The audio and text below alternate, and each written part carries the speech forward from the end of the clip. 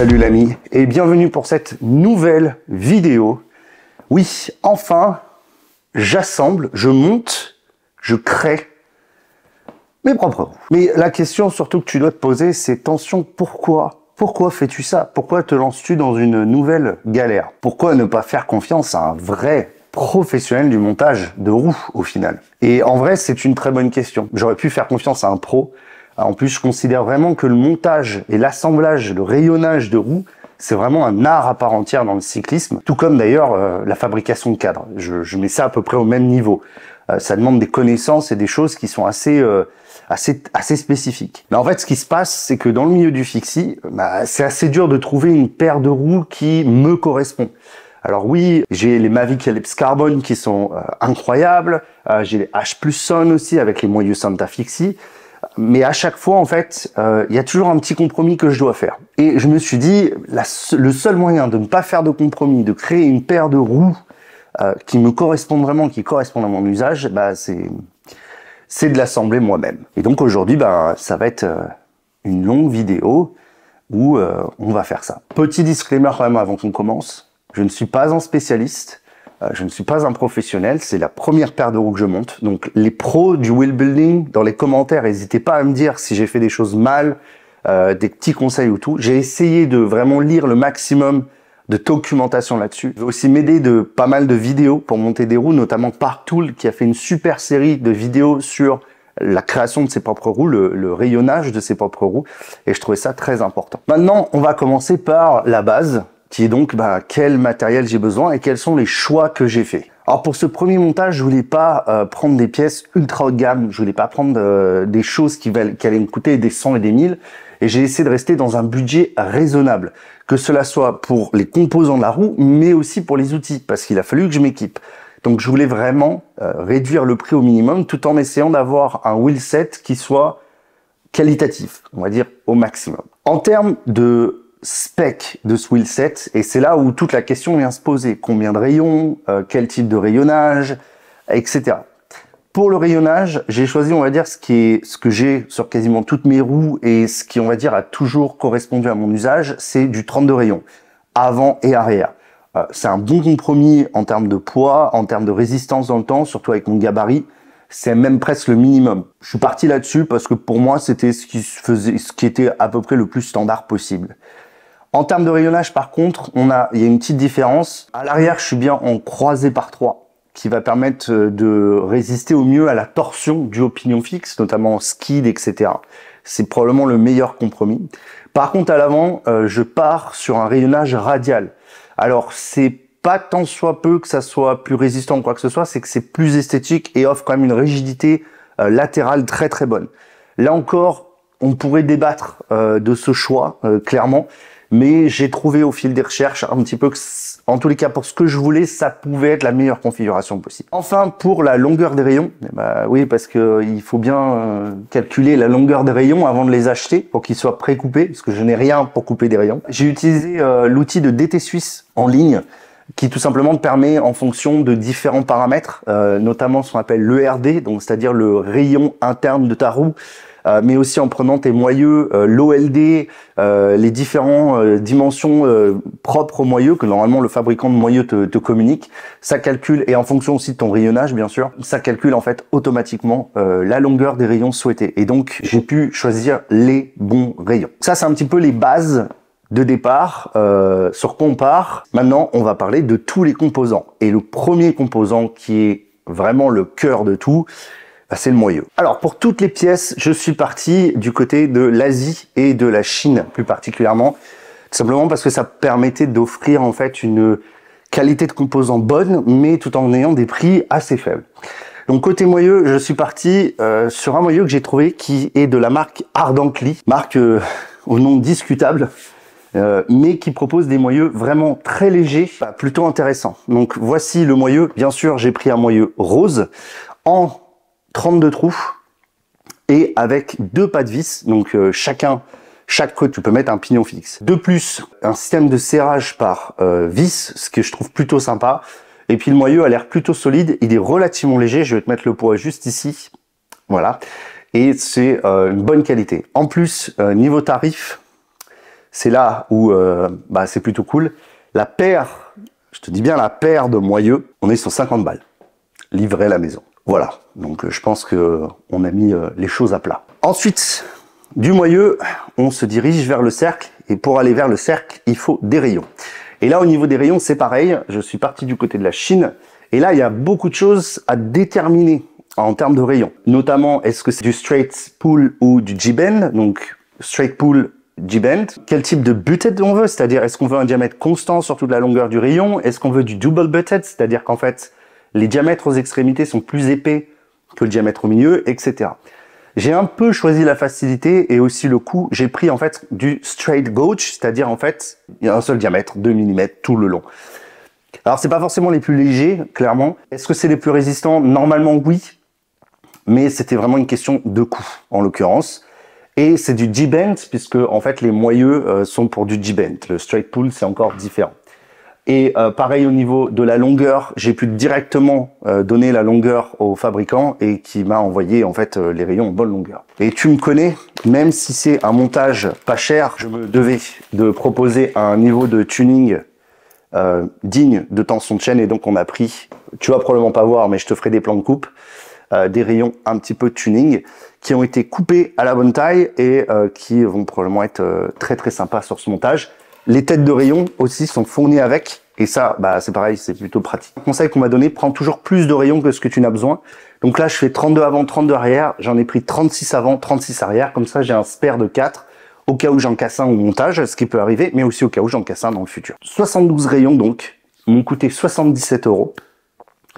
C'est du rayon Sapim, donc c'est quand même de la qualité, même si c'est du Sapim entrée de gamme, ça reste du Sapim. Et au niveau du poids, je te le mets ici. Enfin, au niveau du cercle, je voulais en fait quelque chose quand même d'assez léger, mais aussi qui soit plutôt stylé. Et donc, on a chopé un joli cercle en carbone UD mat avec une piste de freinage basalte en 32 trous.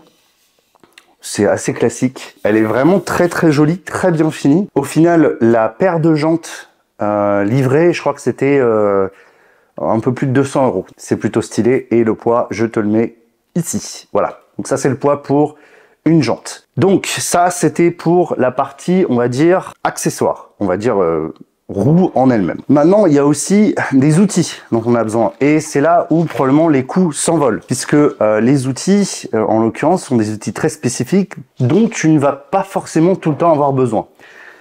Et néanmoins, vu que j'aime bien faire les choses dans la règle de l'art, j'ai quand même dû investir dans quelques petits outils. Alors le premier, c'est bien sûr le stand de dévoilage, donc qui inclut les têtes de donc centrage, mais aussi de d'ovalisation, enfin pour vérifier que la roue elle saute pas. C'est un stand très classique de chez Minoura, il y a mieux hein, clairement dans le marché, mais en l'occurrence il me fera très très bien le boulot parce que j'ai pas d'autre chose et c'était déjà un des moins chers disponibles sur le marché.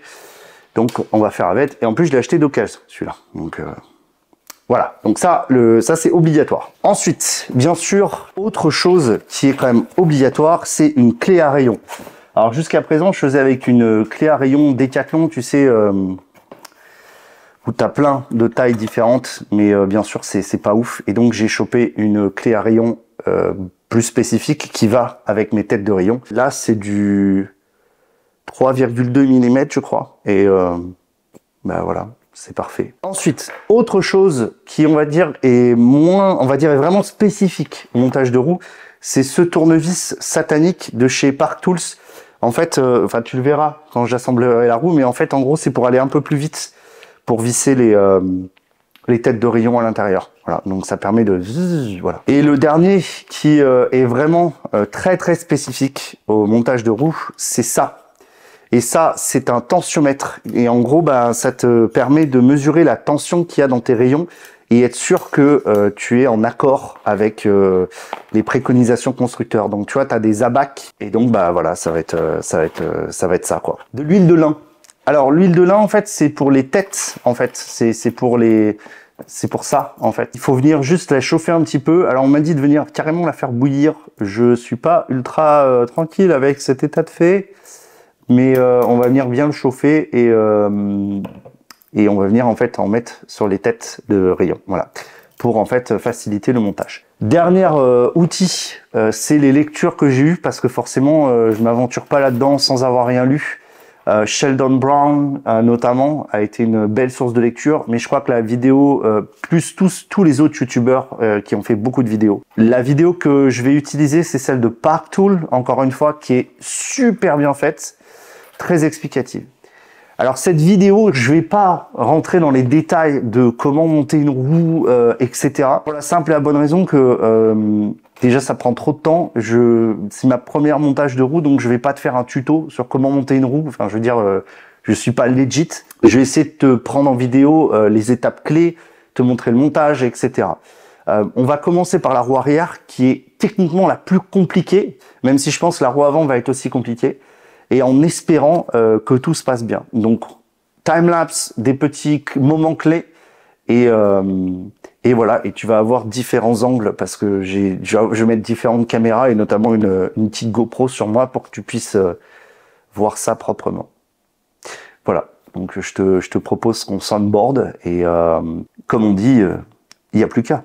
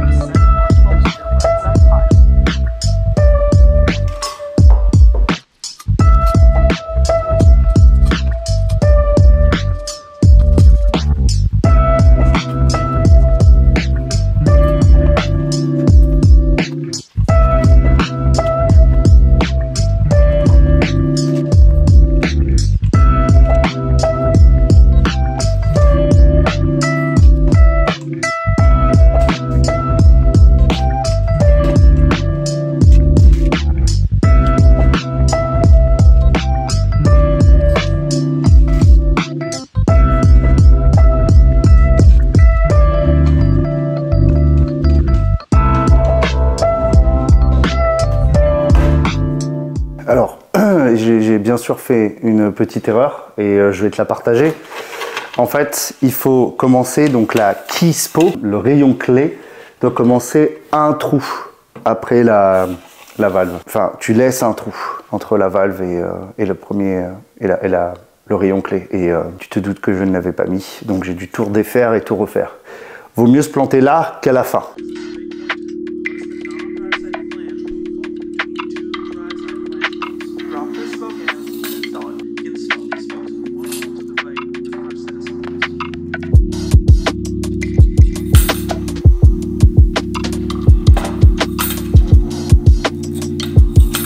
Alors, petite technique pour les têtes de rayon, j'utilise un autre rayon et ça marche.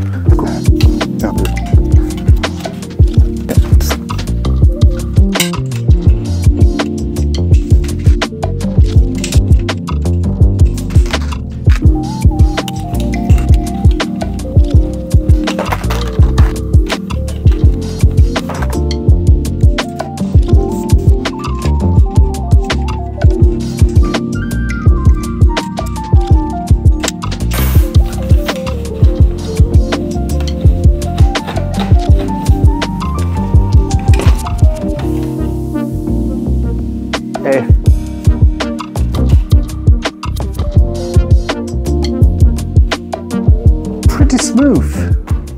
On a fait le lassage déjà, ce qui était une première étape extrêmement importante. Et comme tu le vois, ça c'est après coup plutôt bien débrouillé. C'est assez simple en fait. Une fois qu'on a compris le pattern en fait de comment ça fonctionne, ça se fait plutôt bien. Et j'avoue, la vidéo de ParkTool est vraiment super bien expliquée. J'ai pas vraiment de trucs que j'ai vu que je pourrais te donner en termes de tips. Bien suivre la vidéo de ParkTool et ça va le faire. Mais maintenant, bien sûr, tout est un peu loose. Alors, ce que je suis surpris, c'est que déjà, alors même si tout est loose, elles tournent rond. Donc, on va essayer de pas foirer ça.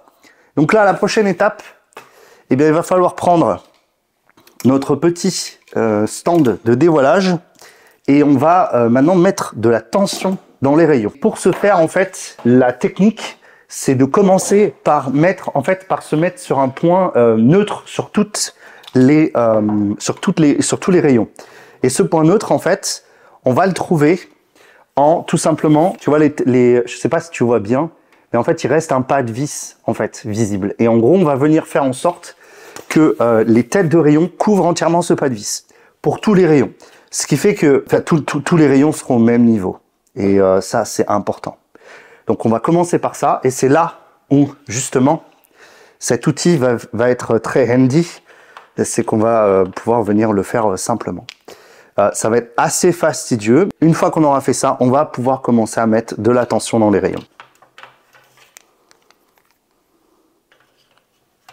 Bon, alors au final, cet outil, c'est un peu compliqué parce que tout simplement, c'est trop profond. Et au final, c'est moins pratique que ce que j'avais anticipé. Donc on va devoir y faire avec cet outil-là. Alors c'est pas bien dramatique, mais ça va un petit peu allonger la tâche.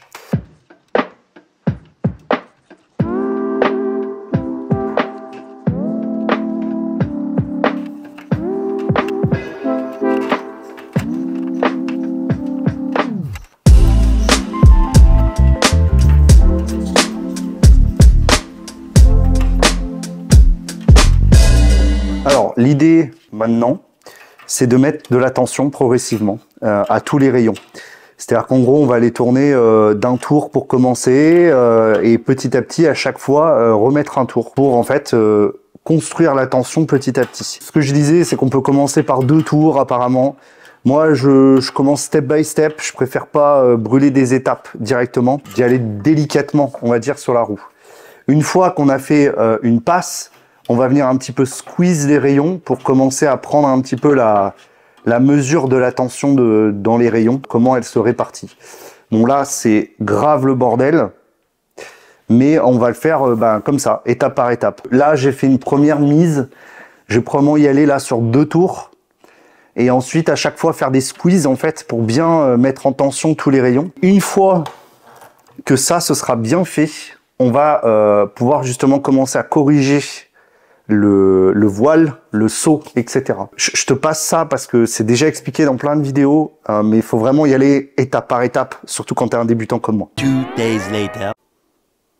Bon, je sais pas si tu le vois bien, mais là, en termes de centrage, on est vraiment pas déconnant. Et ça, c'est une bonne satisfaction. Mais par contre, là où on a un problème, c'est au niveau, où on a encore un petit décalage, et tu vas le voir si j'arrive à bien te le montrer, il y a un petit saut. Et ça, pour corriger le petit saut, c'est pas si évident que ça. J'ai appelé mon joker communauté, et je remercie d'ailleurs tous ceux qui m'ont envoyé des messages quand je partageais sur Insta pendant ce montage, pour justement avoir un petit peu un tips de comment corriger en fait ce saut. Il y a 2 types de sauts. Donc en gros, il y a quand ça va plus loin, donc quand ça s'éloigne du moyeu, et aussi quand ça revient. Et en gros, tu vas jouer sur la tension opposée. C'est-à-dire que tu vas chercher en fait à recentrer ton moyeu. Donc en l'occurrence, là, moi, ce que je pense que j'ai un plat. Donc c'est-à-dire qu'en gros, ça se rapproche. Et donc à ce moment-là, en fait, ce qu'on va faire, c'est que donc si tu as ton moyeu et que ça se rapproche, donc au moment où c'est le plus haut, donc le plus proche de ton moyeu, tu vas venir desserrer un petit peu en haut pour qu'en fait ça recentre un peu ton moyeu. On va essayer ça. C'est vrai que c'est vraiment c'est très complexe une roue et ça fait vraiment un saut quand tu la prends dans tes mains et que tu la fais tourner, tu vois que ça jump. Alors je pense pas que ça soit un saut énorme, mais quand même. Donc là je vois que je l'ai marqué là tu vois, ici. Donc en fait, on va aller pile du côté opposé à cette marque et c'est à peu près au niveau de la valve. Je vais y aller quart de tour par quart de tour, je pense.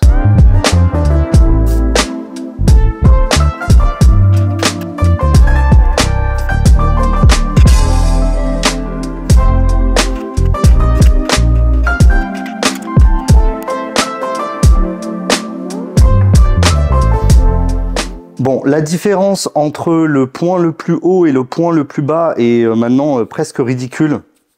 En gros, à force de détendre, etc., on est pas mal.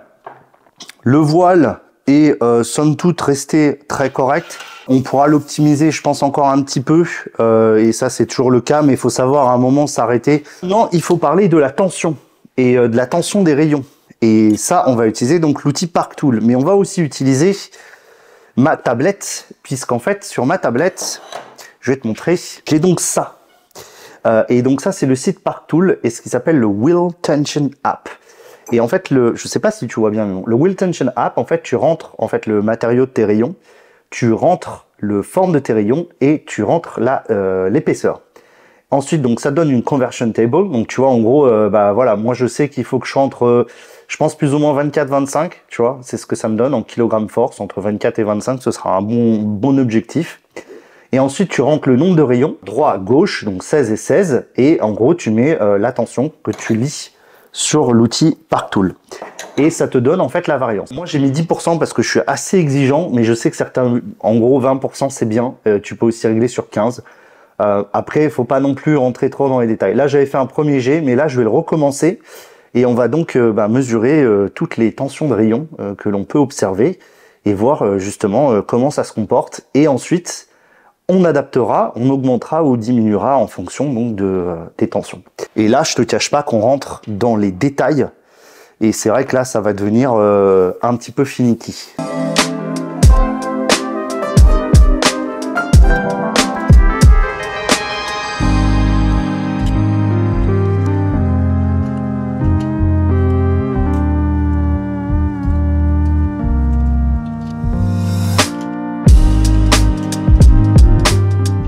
Clairement, c'est le sbeul à droite. À gauche, ça va. Donc là, on est tout rouge à droite, à gauche aussi. C'est un peu la cata. Donc, ce qu'on va faire, c'est qu'on va tout resserrer. On va y faire comme ça. De toute façon, là, il y a un cruel manque de tension à gauche. À droite, ça peut aller, mais ouais, à gauche, c'est une cata. J'y vais step by step et je te reprends quand on est à la deuxième étape. 2000 years later. Tension de chaîne et compagnie est ravi de vous annoncer que à 20% de variance, nous sommes dans le vert. Ça fait plaisir. Maintenant, on va passer à 10%. Et là, je pense, Jesus Christ. Alors, pour le coup, c'est le côté gauche qui est plus foireux que le côté droit. Il manque un poil de tension à droite, un 1/8 de tour. Et on verra un petit peu comment ça se réaligne, sauf le 2 d'ailleurs. Je vais pas augmenter le 2. Et on va voir un petit peu comment ça se réaligne. Si je dois être honnête avec toi, c'est très fastidieux. C'est aussi pour ça que je te montre pas tout. Parce que, il y a vraiment beaucoup d'étapes. Ça a été très bien fait par d'autres personnes. Mais l'idée de cette vidéo, c'est surtout voir si je vais y arriver. Je fais une manip, j'update ça, je vérifie le voile, je fais une petite pression, tu sais, comme ça. Je presse les rayons pour qu'ils se mettent bien et rebelote. Et en gros, tu fais des cercles comme ça. Tu vérifies le saut, tu vérifies le jeu et à nouveau tu reprends, etc. Donc c'est vraiment très fastidieux. Je pense qu'une fois que j'aurai monté celle-là, j'en suis à peu près à 3h30 de montage, ce qui je trouve est très correct, sachant que je tourne la vidéo et tout. J'espère que l'autre sera plus rapide. C'est reparti, hein, on s'y remet.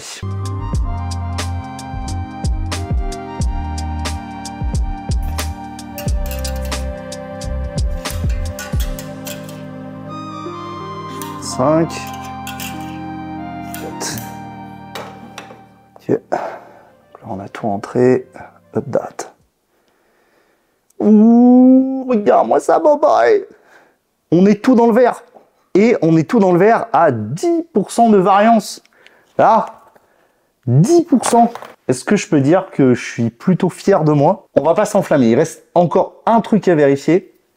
Et ça, c'est le truc, j'ai pas l'outil. c'est le dish. Pour faire ça, en fait, moi, je vais utiliser une table. Donc, en gros, je vais pas te le montrer parce que là, en fait, je suis un peu gavé, mais parce qu'en fait, c'est long de faire ça et ça fait 3h30 que je fais ça, sans compter tourner et tout ça. C'est vraiment infiniment long, je te cache pas. C'est pour vraiment vérifier que ta roue est centrée. Donc, si elle est pas totalement centrée, je lui ferai faire un mouvement. Mais pour moi, c'est pas trop mal. Et une fois que ça c'est fait, on passe à l'avant.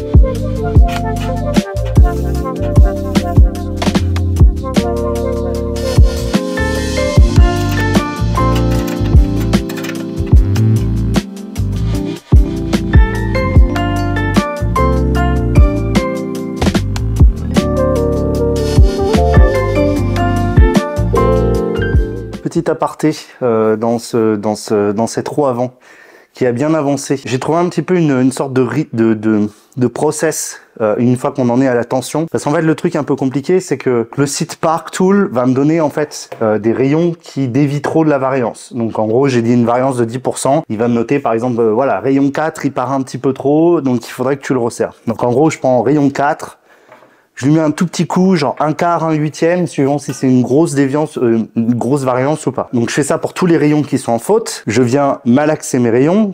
Ensuite, je viens vérifier que la roue est toujours centrée et je reprends ma tension pour chacun des rayons. Alors c'est vrai que je pense qu'il y a des meilleures techniques, peut-être un peu plus efficientes, parce qu'en gros ça me demande de répéter entre 5 et 10 fois, on va dire, la mesure de tension, ce qui est très très long, puisque tu as 32 rayons, donc tu dois faire 32 mesures, ce qui peut être un peu long, mais je trouve que c'est vraiment le meilleur moyen d'obtenir un centrage parfait. Par contre, il y a quand même un truc, c'est que je pense que les jantes sont pas incroyables. Elles ont toujours un plat, que ça soit l'arrière d'ailleurs ou l'avant ici. Elles ont toutes les deux un plat. Donc ça, malheureusement, je vais avoir un peu de mal à le corriger. Mais vraiment, la clé, c'est de bien déstresser les rayons quand on fait ça. Et ça permet justement de les mettre parfaitement en tension. Après, on verra justement pour bien pour bien vérifier le centrage, etc. Mais là, honnêtement, normalement, mon pied est pas trop mal centré. Je pense que je suis bien niveau centrage et niveau alignement latéral aussi. J'ai encore une passe au moins à faire pour être dans la 10% de variance. 10% c'est bien. Honnêtement, ce que j'ai vu sur internet, c'est qu'en général, on reste entre 10 et 20%. Le jeu latéral, on est à moins de 0,5 mm, donc ça c'est bon. Le saut, je dirais qu'on est je pense, à peu près à 1 mm, voire un peu moins d'1 mm, ce qui est beaucoup, mais j'avoue, c'est très dur à corriger.